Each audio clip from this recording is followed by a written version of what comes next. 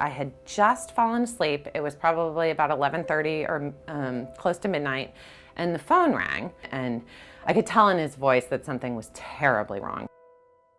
We were congregated kind of in a half-moon formation outside the building, and at that moment a car drove up. He was extremely raspy. He could hardly speak. And I immediately started crying, and I was really upset.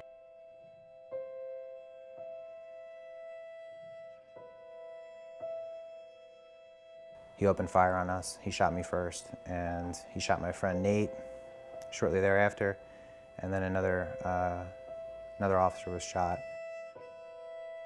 I woke up, I think, 18 or 19 hours later in Bagram. My leg was amputated, and at that moment I called my wife.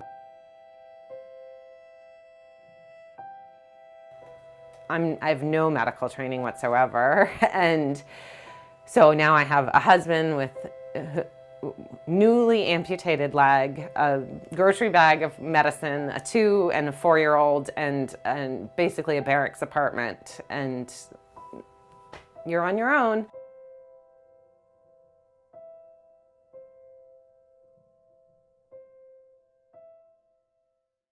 About 6 years ago, my husband Bob was hospitalized at Walter Reed for 11 months.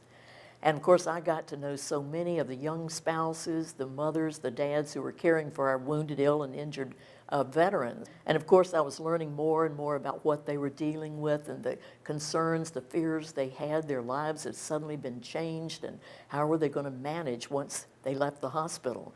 And then I followed them after they were released from the hospital, and learned that they were in isolation. They felt so alone.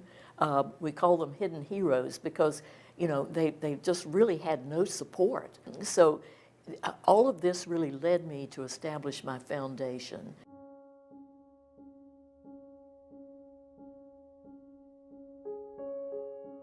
The stress is incredible. What you think about, you know, caregiving is very stressful on your physical and emotional well-being, on your financial resources, on your social relationships. And they're suddenly engulfed in these major issues dealing with the most severe wounds, illnesses, and injuries.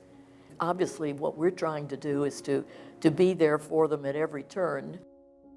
Everyone knows what to do when there's a death within the military because we're familiar with that situation, unfortunately. But we're not familiar with injury, and not that it doesn't happen, but what happens when you are injured is that you're separated. And so what to do next isn't there. And that's where the heroic effort has been, because she's seen me at my darkest, you know, and she's seen me when you start to lose hope that you can even move on. And she's never pitied me.